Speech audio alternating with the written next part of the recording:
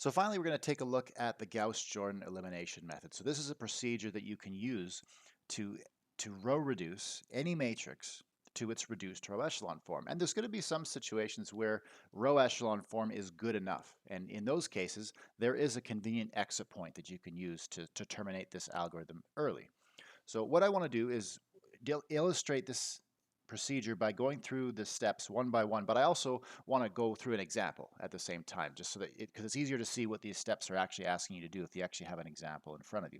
So there's 7 steps. We'll go through them one by one, but as we do so, we're going to apply them to this matrix here. And actually, before I get started with the algorithm, I'm just going to write a new copy of the matrix down here so we actually have something to work on. So I'm not going to make any adjustments at all. All this is just a fresh copy of the matrix A written out exactly as it's given. So I'm not making any changes here.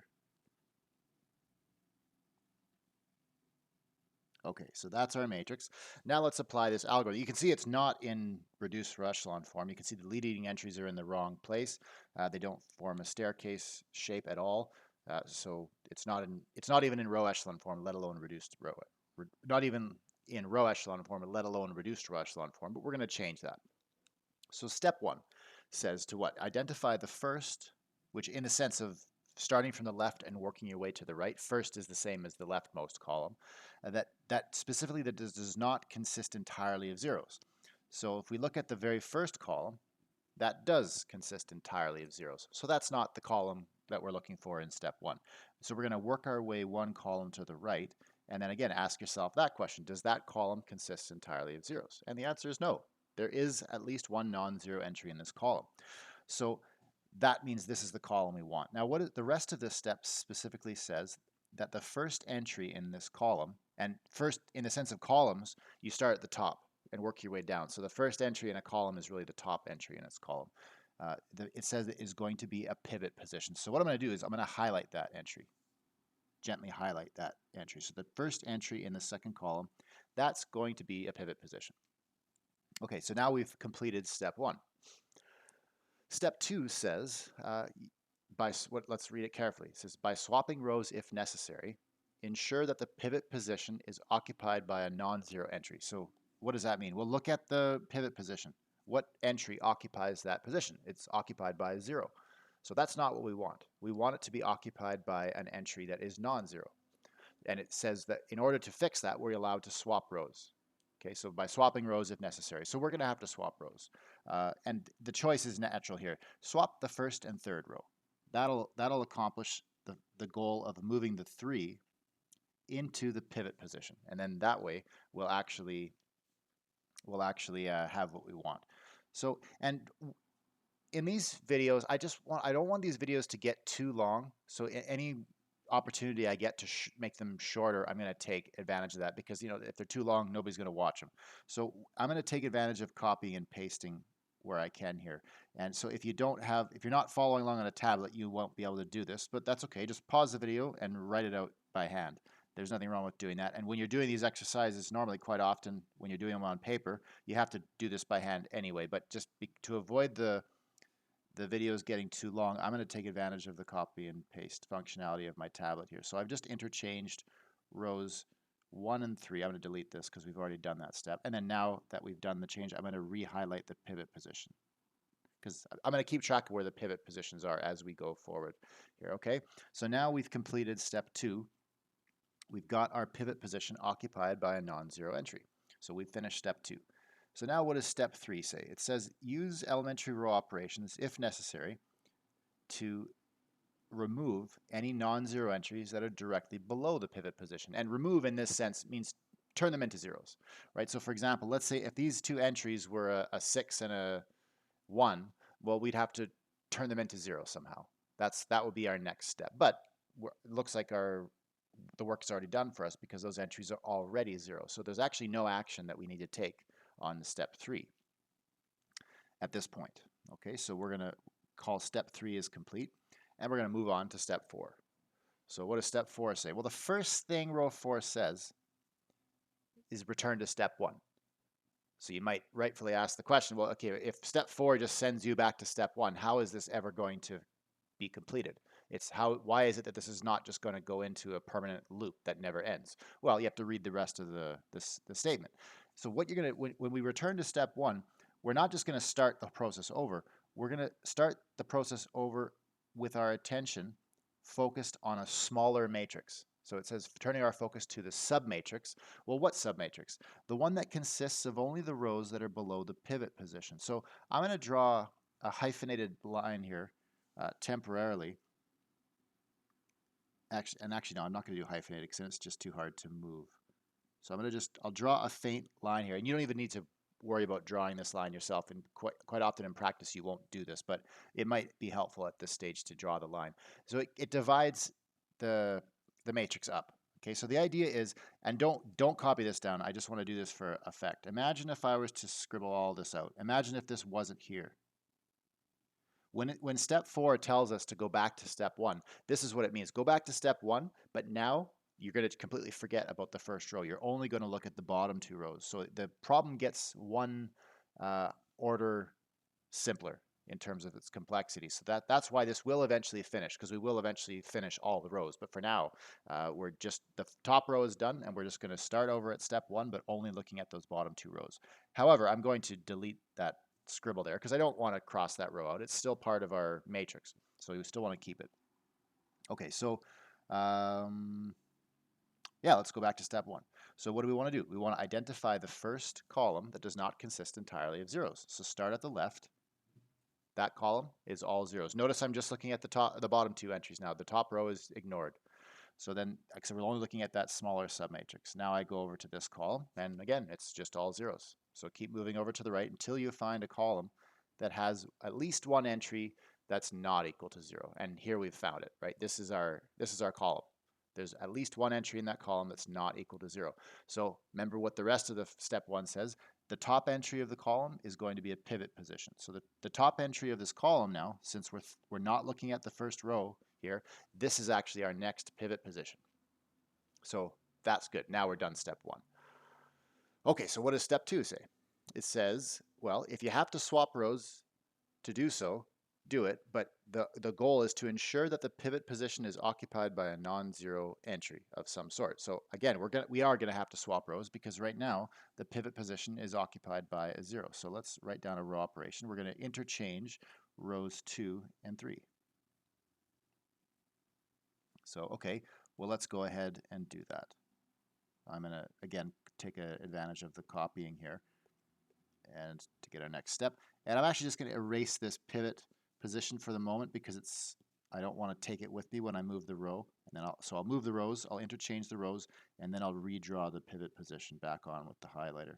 So there we've interchanged rows 2 and 3, and then our pivot position was right here, and now it's occupied by a non-zero entry, just like we want it to be. Okay, so now that finishes. We've now completed step 3. Step 4, remember what step 4 is? Step 4 is the one that sends you back to the first step. However, again, you're going to shrink your focus to a smaller submatrix. So again, it's always going to be wherever your most recent pivot position was that you just introduced. Oh, wait, I skipped a step, didn't I? That was step 2 that we just finished. I skipped over step 3, pardon me. So step 3, we still need to look at. It says use elementary row operations to remove any non-zero entries directly below the pivot position. So the pivot position that we just created, that was this one right here. So we need to look below that position and see if there's any non-zero entries, and if so, we need to make sure they're not 0 anymore. But again, we got lucky this time. The rows that are below, pardon me, the entries that are below that pivot position, they are equal to 0 already. So step 3, again, just like the first iteration of this loop, step 3 doesn't require any action on our part. But if this had been a 1, we would have subtracted row 2 from row 3 to make it a 0. But since it's already a 0, we're good. Okay, so now we're going to move on to step 4. And remember, step 4 was the one that sends you back to step 1, but with a smaller focus. The matrix that you're focused on is going to shrink.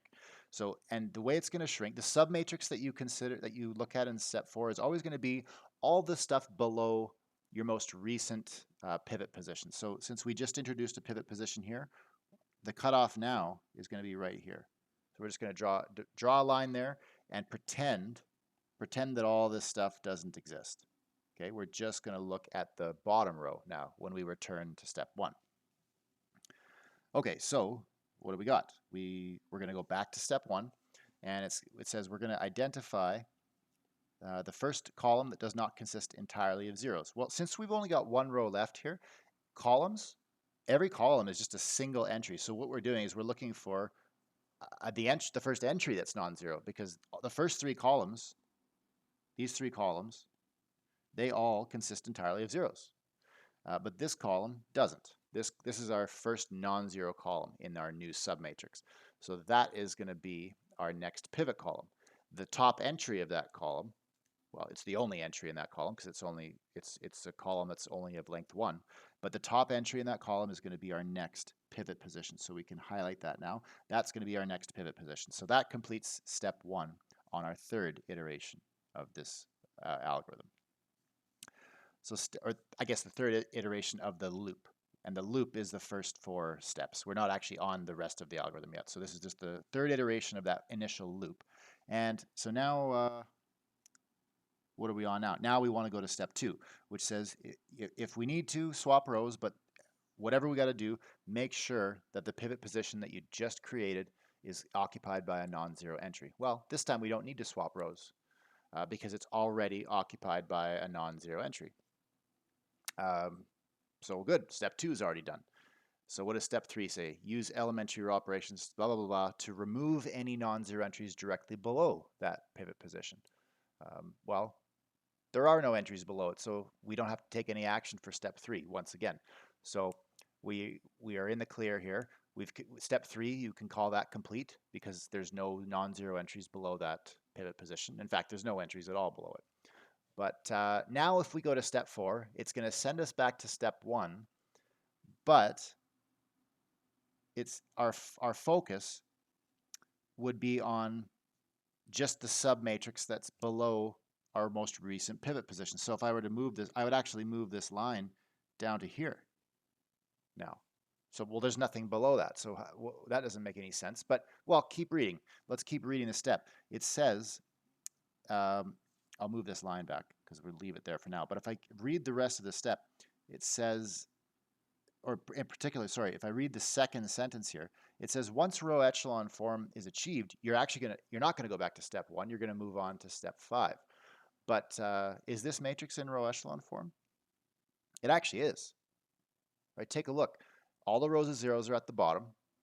Well, there aren't any rows of zeros, so but that's just as good, right? That means the first step or the first condition of row echelon form is satisfied. The second condition is that all the leading entries kind of form a nice downward staircase orientation. And good, that they do perfectly, right? The leading entries are in the perfect position just like they're supposed to be. It forms a downward staircase heading to the downward and to the right. And then also none of the entries below the leading entries are non-zero, right? If we highlight all the entries that are below the leading entries, they're all equal to 0. So this is in row echelon form. So if for some reason all you needed to do was get this matrix into row echelon form, you could stop at this stage.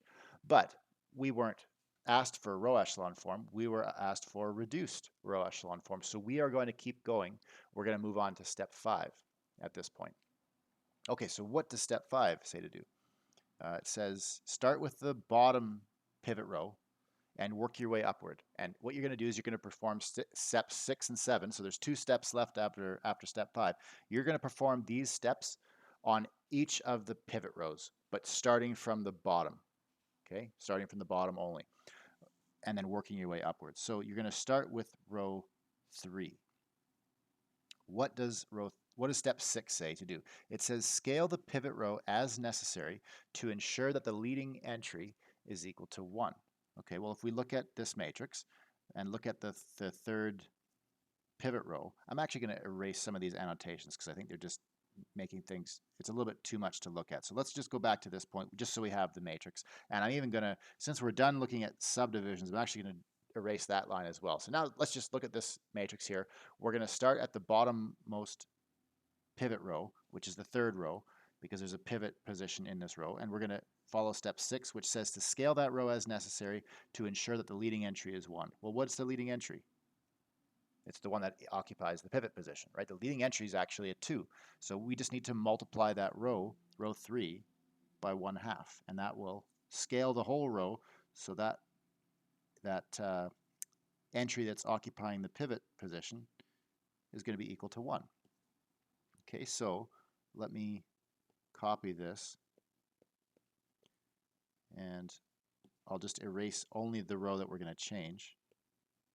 And what's the changed version of row 3 going to be? Well, if you multiply these zeros by 1/2, nothing changes.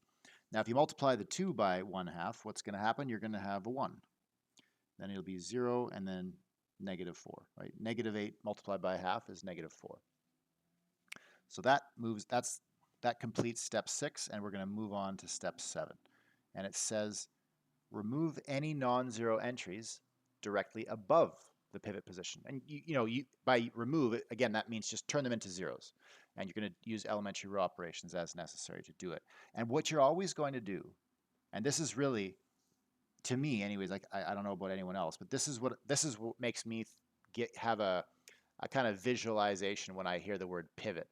This pivot position, this is what you're going to use to clear out those entries above it. You're going to use that 1 to make these 2 entries equal to 0. So there's a natural way to do that. Since this is equal to 1, how do you get rid of a 9?